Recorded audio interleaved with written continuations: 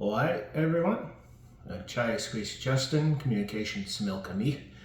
Hi everybody, Justin from LSID Comms, and it has been a while since we did this last update. We're looking at almost 2 weeks again, and man, have I got a lot of stuff to go through. So without further ado, let's get started. It is Thursday, the 19th of September.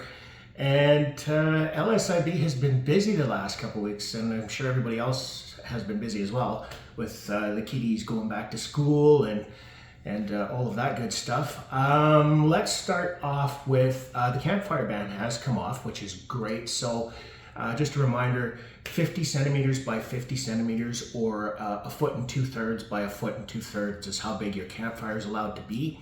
And you have to have stuff to extinguish it in order to be able to have that campfire. Check with, if you're in regional district area, check with the RDOS or check with your municipal government and see whether they are actually allowing that. But on Similkamee territories, you are allowed to have a campfire. Further to that, the Kamloops Fire Center has lifted the restrictions on Category 2 fires. So that's like burn cages, sky lanterns, stuff like that. But in Similkamee territory, that is not the case. We are keeping that Category 2 fire ban in effect. And quite simply, it's because of the dry vegetation that we still have. Also, we're still in the drought code, so we're really not seeing much difference from now and August, other than overnight we get our sunsets a little earlier. We get a little bit of overnight recovery, but we are not getting that moisture that we were hoping to see during this part of the year. So we're still going to maintain that drought code. We're still seeing humidity anywhere from 25 to 35%. And as most of you know, or if you don't, when you drop your humidity below 30%, it tends to really ramp up your fire behavior, especially when you have your fine fuels on the ground, like your vegetation on your grass, your sage that's all dried out, stuff like that, or pine needles, right? So we're going to keep going with our Category 2, Category 3 fire bans. And our off-road ban is also still in effect. So again, if you are traveling out and about on Similkamee territory, you have to stay to that path that's already established. I don't mean you make a new path and then you beat it down. I literally mean that path has to be already established and you have to stick to that. You can't take your vehicle off-road. We've had a couple of fires already, quite simply because they're human caused. I'll leave it at that. And so we need to be very much more vigilant in trying to keep the lands the way they are, and trying to let those areas that have already burned recover. Now we segue into something else here. So this week we were up in the air with BC Parks doing a reconnaissance of the York Creek area, Crater Mountain, the Ashinola, a joint patrol, if you will. And the burn scar up on York is something to behold. I'm going to get some pictures out to everybody on our social media regarding that, and let me tell you, it is disheartening. And it's not something you probably really want to see anywhere, and even the BC Parks folks were blown away by how bad that burn was in the back of York. And that, of course, was part of the Crater Complex fire from 2023. They also looked at other burn scars in the area up in Cathedral and Snowy, and some of those burns are from 2018, 2021. Cool Creek, one of our guardians was out there and had a look, and in some spaces the grass is coming up nice, so this is a good sign. The soil isn't cooked, and yet he says in other places, and I've seen it, other places the soil is just it's not going to grow anything for a while until nature somehow manages to mix things in and get things rolling. The other thing that was noticed by the joint patrol with the helicopter, the soil shifting or the soil management, however you want to call it, the water drainage.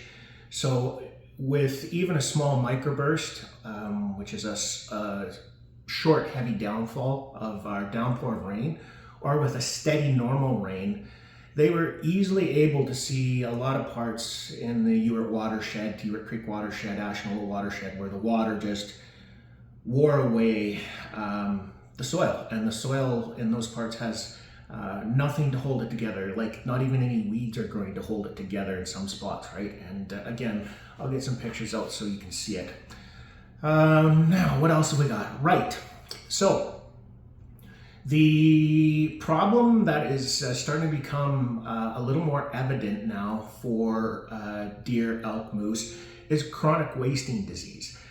Now, there hasn't, as of today, and today again is the 19th, so for 4ish p.m., we haven't had a reported case in the southern interior. I believe they had 2 cases in the Kootenays, in the East Kootenays. Both, I believe, were deer. But so far, no reported cases of chronic wasting disease. Now, do yourself a favor, and when you get to a computer, or you have somebody that can work a computer for you, Google chronic wasting disease, and it's for ungulates. It's for, moose, deer, elk, and you really want to read up on that. And right now, it looks like it's voluntary, but if you harvest an animal, they want you to basically take the head and get it to somebody that can freeze it.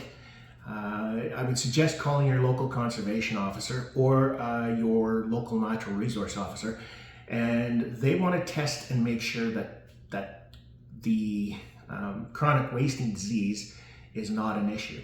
All right. So again, if you harvest an animal, they want you to leave the head intact, with the exception of the antlers, of course.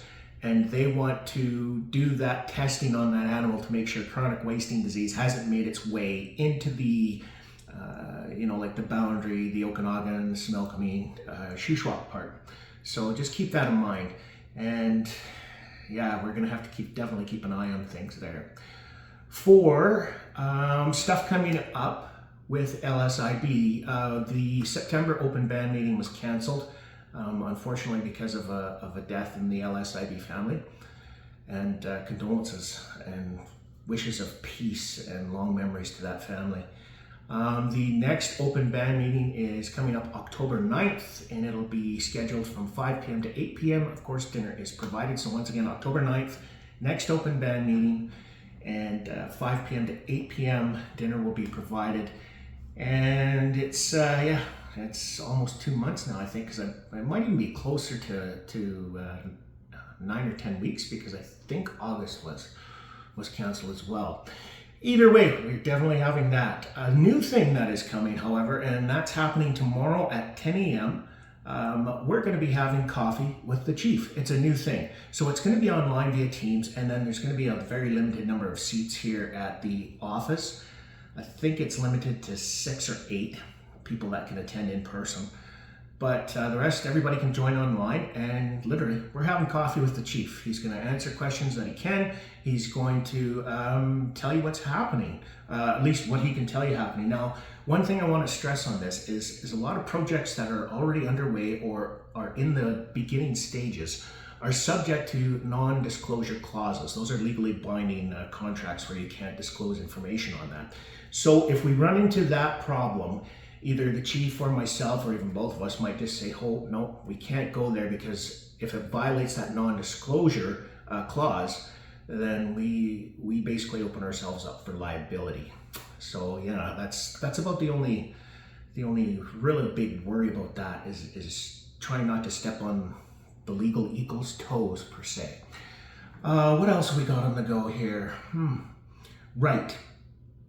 So we have our new youth worker from ages 13 to 18. Her name is Julia Thompson, and she just started here a couple weeks ago. We've introduced her via email and on our social media. She sent out a survey, and that's for the parents or the youth that are 13 to 18 and participating in the youth programs with LSID. She wants to know what you think. She wants to know if you need changes. She wants to know if there's something you'd like to see. So on our social media LS community page, go in, you can scan that QR code, and you can complete that survey. And you can also get it if your folks are part of the email fan out, and they can click on SurveyMonkey. The link is in the email. Fill out that survey, make sure you get your name accurate and your email accurate, and everybody who fills that out accurately gets entered in for a chance to win a $50 Subway card. So that's again youth ages 13 to 18. What else is happening? Oh, fishing. Okanagan Nation Alliance Fisheries Cruise, Chad Fuller, Art, the boat cruise. Yeah, dang. You guys put it out for everybody. Like, dang. We were able to get 2 totes, courtesy of the fishermen, 2 totes of sockeye, sockeye. And that was probably, we estimated it at over 600 fish, which is fantastic. And 2 totes got brought to the community. So I got a brand new pickup, and my dad is laughing a bit about this, and I'm honestly laughing about it too. So we had one of our trucks go down, the company trucks go down. So I'm like, well, we're not losing out on this fish. I'm going to get it. So we went and got the fish in this brand new white Chevy pickup, and there was a few looks, and I'm like, I don't care. This is what this truck's supposed to do. It's a work truck for me personally. I like to go out in the hills, but I got to bring over 600 individual fish into the community for the community, you know, and it was canned, it was smoked. There was salmon fillets put in the freezer. There was whole salmon put in the freezer. Like, it was fantastic, and the response from the community was amazing. Diane Porter, nicely done. I know it's your first year running it, so between you, Nicole Mack, who the heck else was involved in that thing? It was well done, guys. So to Nicole and Diane, way to go. And once again, Chad Fuller with ONA Fisheries, and Art, and Paul, you know who you are. We almost had to apply leverage to get that first tote here. Paul, thanks, buddy. I appreciate you, and I'm sure the rest of the community does too. So yeah, that was pretty awesome. 600 fish into the community. And further to fish, the Columbia River count. We were really worried here at the beginning of summer because the water was so warm, and so they figured a lot of the fish would not make it up. That has been put to rest. Down in Washington State, one of the counting areas, over 700,000. You heard that right, 700,000. That was the ones they were able to count, made it into the waterway coming up into the Okanagan system. The Okanagan and river system and lakes. And that is how we got our fish off of Osiris Lake. Like, wow. It's starting to happen, folks. The more we keep to it, though, the more we're going to need to help things out with climate change, and especially those salmon. Also, another thing about ONA, they had their first coho, one of the coho that they raised from the fish hatchery over near Penticton, it's came back. So I think it's 4 years that it's gone down. It's made its 600 mile, over 1,000 kilometer journey down and back. And they got it, it was tagged at the dam in Penticton, and they got a picture of it, a beautiful picture of it. And it's the first Shinook, the first documented scene tagged Shinook that has come up through the system, and it's the beginning of having the Shinook come back to the Okanagan waterways.